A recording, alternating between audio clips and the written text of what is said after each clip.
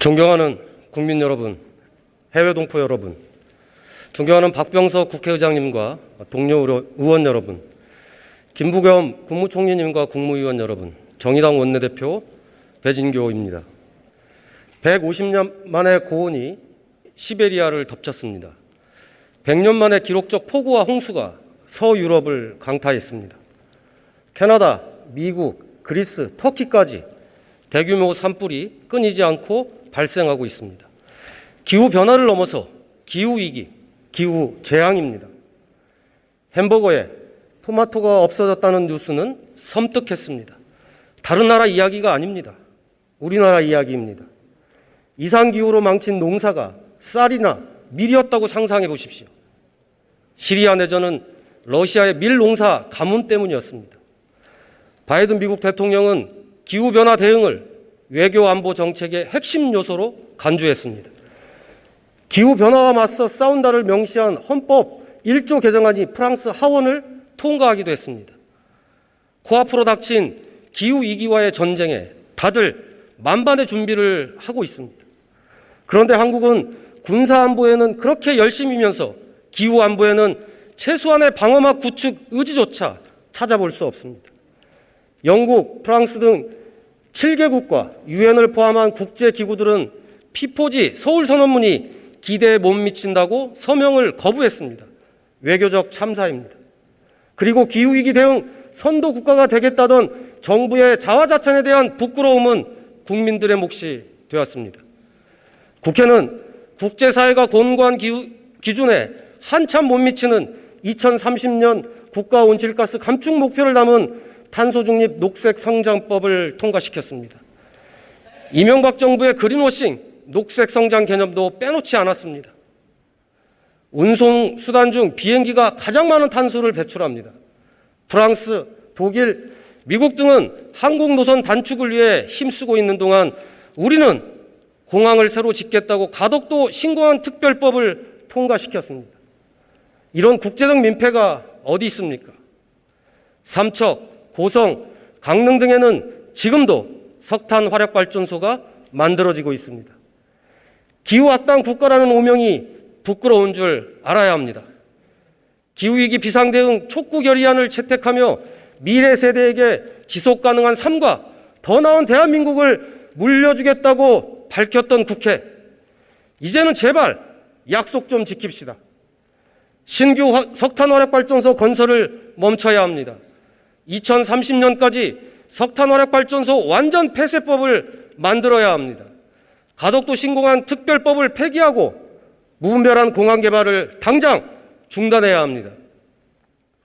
9월 24일 기후위기 긴급대책을 촉구하기 위한 글로벌 기후행동이 예정되어 있습니다.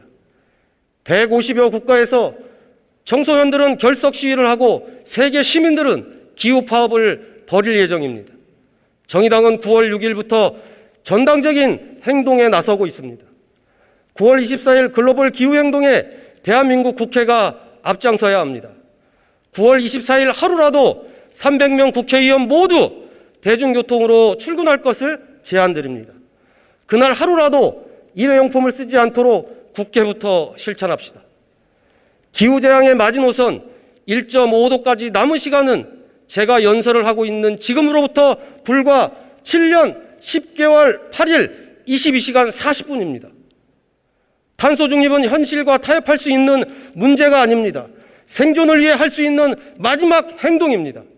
전 세계가 기후 정치를 원하고 있습니다. 시민들이 기후 대통령을 원하고 있습니다. 기후정의 국가로 나아가는 것은 대전환 시대의 시대 정신입니다. 존경하는 국민 여러분, 정부 여당이 그토록 자화자찬하던 K방역 이후 중소자영업자들에게 남은 것은 66조 원이 넘는 빚과 45만 개의 폐업 매장입니다. 끊길 듯 끊이지 않는 거리두기 조치에 자영업자, 소상공인들은 목숨이 끊길 판입니다. 지난 7일 23년간 맥주집을 운영해왔던 한 자영업자가 스스로 목숨을 끊었습니다. 장기간 코로나 방역 지침으로 인한 생활고 때문입니다. 고인은 죽기 전 마지막으로 원룸 월세방을 빼서 직원에게 월급을 주었다고 합니다. 삼가 고인의 명복을 빕니다. 이들의 특별한 희생에 정부는 특별한 보상을 했습니까? 소급 적용 주장을 끝내 외면하고 손실보상 없는 가짜 손실보상법을 통과시켰습니다. 국민들이 목숨 걸고 시간을 버는 동안 정부는 허술했던 공공의료 체계를 보완했습니까? 공공의료 현실은 나아진 것이 없습니다. 보건노동자들의 헌신과 희생에만 매달려 그들을 코로나불로 악화된 노동 여건으로 내몰았습니다. K방역은 국민들의 혹독한 희생을 양분 삼았고 정부의 낮은 인권 관습성과 차별의 민낯을 드러냈습니다. 불필요한 동선 공개로 성소수자들은 강제 아우팅됐습니다. 더 깊어진 성소수자 혐오와 차별만 남았습니다. 백신 접종 후 여성들의 부정출혈 문제는 부작용을 인정받기는커녕 신고 대상에서조차 제외됐습니다. 이주민들 대다수는 정부의 5차 재난지원금에서도 배제됐습니다. 코로나19 검사 의무화 행정명령은 외국인 노동자들에게만 내려졌습니다. 명백한 인종차별입니다. 백신 유급후가 의무화는 끝내 시행되지 않았습니다. 5인 미만 사업장 비정규직 노동자들은 백신을 맞고도 쉬지도 못했습니다. 국민들의 처절한 희생을 대가로 한 방역, 차별과 혐오, 인권 침해를 낳은 방역은 결코 지속 가능하지 않습니다. 문재인 대통령은 새로운 방역 체계로의 점진적 전환을 말했습니다. 지금 필요한 것은 평등하고 존엄한 방역 대책으로의 전환입니다. 공공의료 강화부터 시작해야 합니다. 전국 70여 개 중진료권마다 1개 이상의 책임의료기관을 마련하는 공공의료 확충 세부 계획을 마련해야 합니다. 간호사 1명당 환자 수를 법제화하고 코로나19 전담병원 인력 기준을 마련해야 합니다. 생명안전수당 제도화는 목숨 걸고 일하는 그들의 노고에 대한 국가의 당연한 책무입니다. 재난 극복은 질병 퇴치를 넘어서 차별과 혐오로 얼룩진 우리 사회의 썩은 환부를 도려낼 때 가능합니다. 정부의 차별적이고 불평등한 방역 대책의 다음 피해자가 내가 될 수도 있기 때문입니다. 더 두려운 것은 그 차별을 막을 최소한의 안전망조차 없다는 것입니다. 결국 포괄적 차별금지법 제정 없이는 평등하고 존엄한 위드 코로나 시대로 나아갈 수 없습니다. 평등하고 존엄한 방역대책, 민생경제 회복 논의를 위한 국회 코로나 특위는 분명 필요합니다. 정의당은 코로나 초기부터 코로나 특위 구성을 수차례 제안했습니다. 골든타임 다 놓치고 이제 와서 위드 코로나 특위를 구성하자는 여당의 뒤늦은 민첩함이 놀랍습니다. 그러나 더 이상 약자에게만 코로나 고통, 방역의 고통마저도 전가하는 이 현실을 하루빨리 끝내야 합니다. 위드 코로나 특위를 조속히 구성합시다. 정의로운 고통 분담, 차별받지 않는 방역 대책 구축이야말로 진정한 코로나 극복을 위한 시대 정신입니다. 존경하는 국민 여러분, 구재벌을 넘어 신재벌과의 싸움이 눈앞에 와 있습니다. 거대 디지털 플랫폼 기업들이 급성장하고 있습니다. 카카오그룹은 계열사 수만 118개입니다.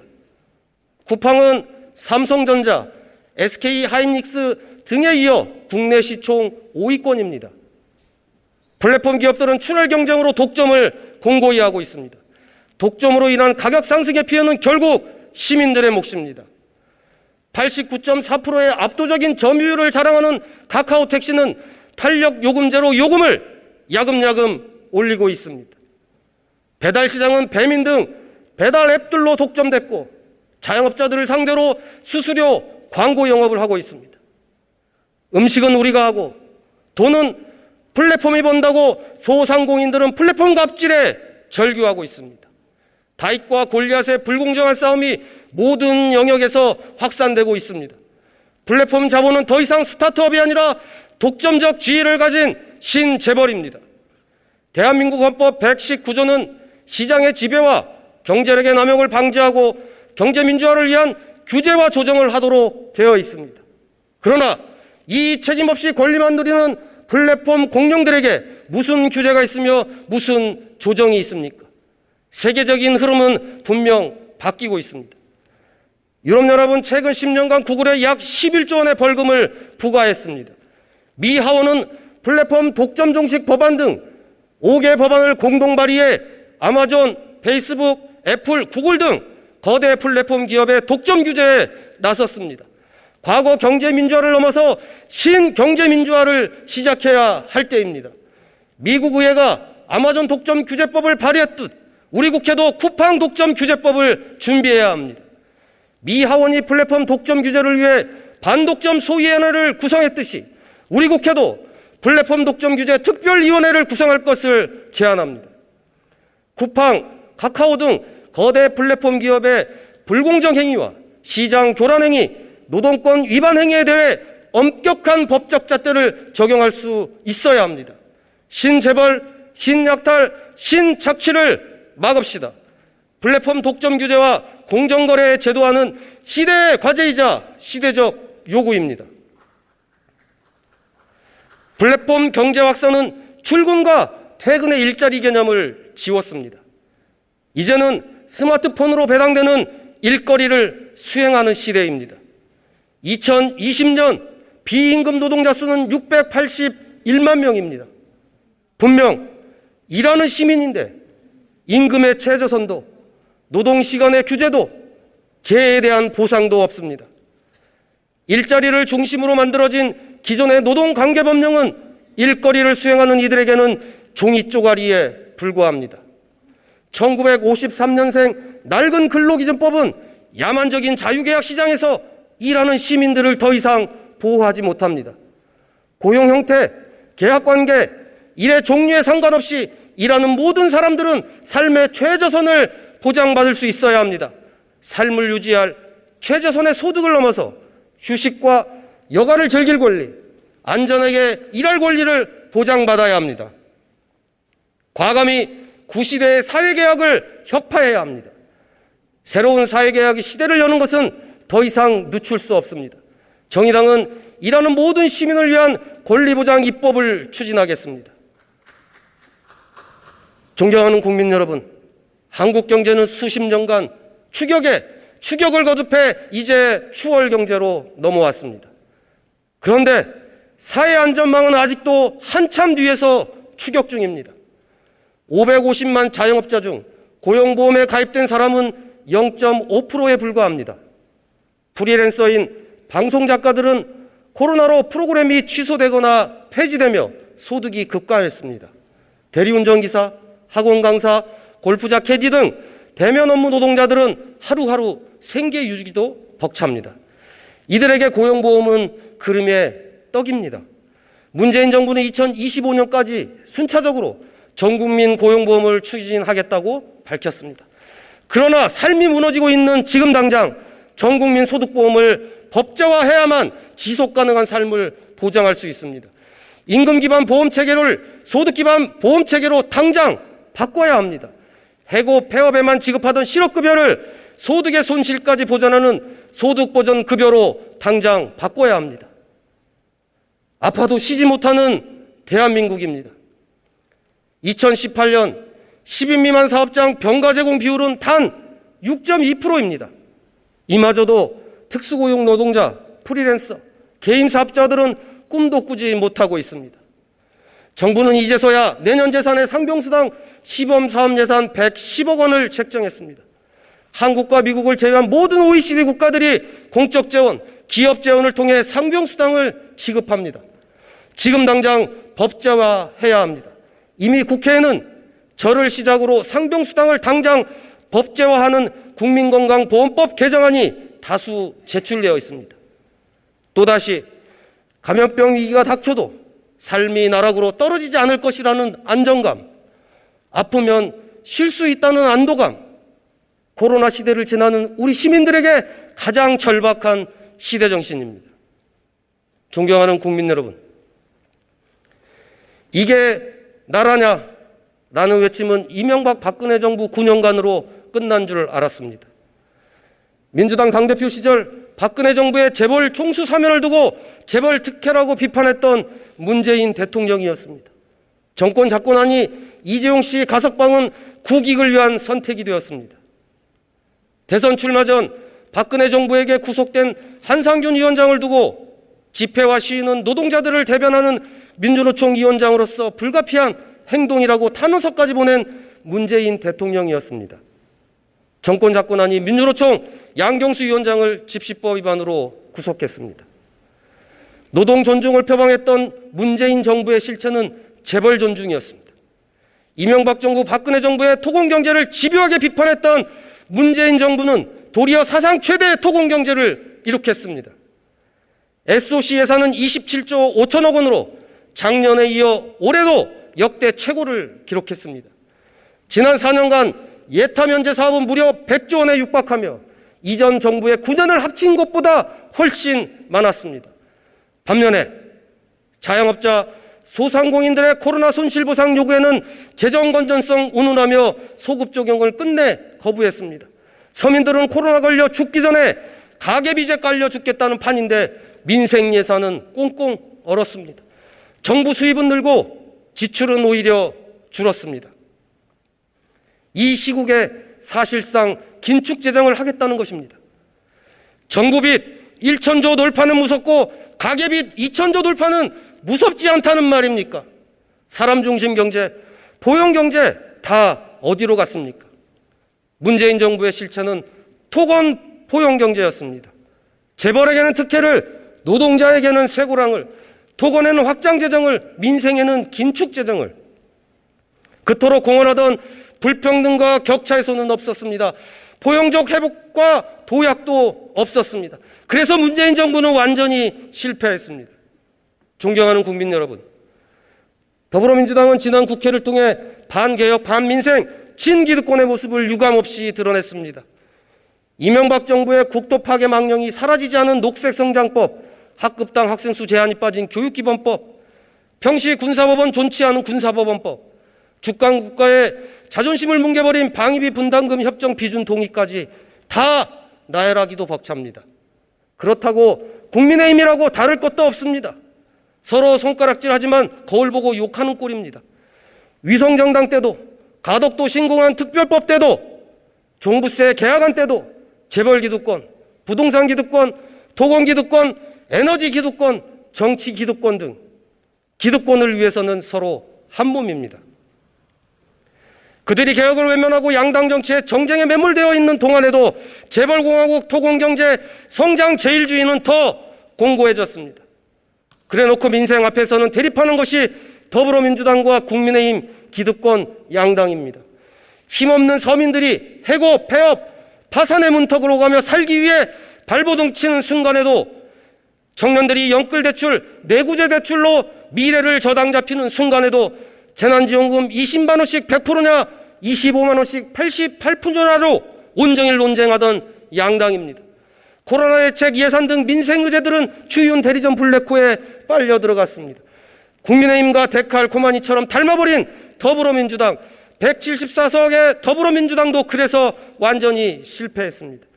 시민들은 적대적 공상관계에 빠진 기득권 양당의 시대를 끝내고 새로운 시대, 새로운 정부, 새로운 정치의 등장을 애타게 기다리고 있습니다. 새로운 시대는 기존의 상식과 관례를 파괴하며 찾아옵니다. 시대 정신은 기득권 교체가 아니라 기득권 파괴입니다. 존경하는 국민 여러분, 인류에게 처음으로 팬데믹이라는 재앙이 닥쳐왔을 때 정치인들은 너도 나도 포스트 코로나 대전환을 운운했습니다. 이제는 뭔가를 바꿀 것처럼 장담했습니다. 하지만 뭐가 바뀌었습니까? 아무것도 바뀌지 않았습니다. 위기는 오히려 더 극심해졌습니다. 생태위기와 생계위기, 증오와 차별의 위기, 플랫폼 신재벌의 신독점 위기, 제도권 밖으로 밀려난 노동의 위기, 그리고 사회 안전망의 위기, 이 모든 위기를 뭉개고 앉아있는 정치의 위기가 바로 그것입니다. 다음 정부는 이 위기들을 극복하는 정부이자 시대를 전환하는 정부가 되어야 합니다. 그러나 기득권 양당에는 이 위기를 극복할 의지도 없고 인물도 없습니다. 가슴에 손을 얹고 생각해 봅시다. 양당 중 어느 정당에서 대통령이 나오든 여당은 야당 탓, 야당은 여당 탓하며 정치보복과 내로남불이라는 한국 정치의 유구한 전통을 반복할 것이 불을 보듯 뻔합니다.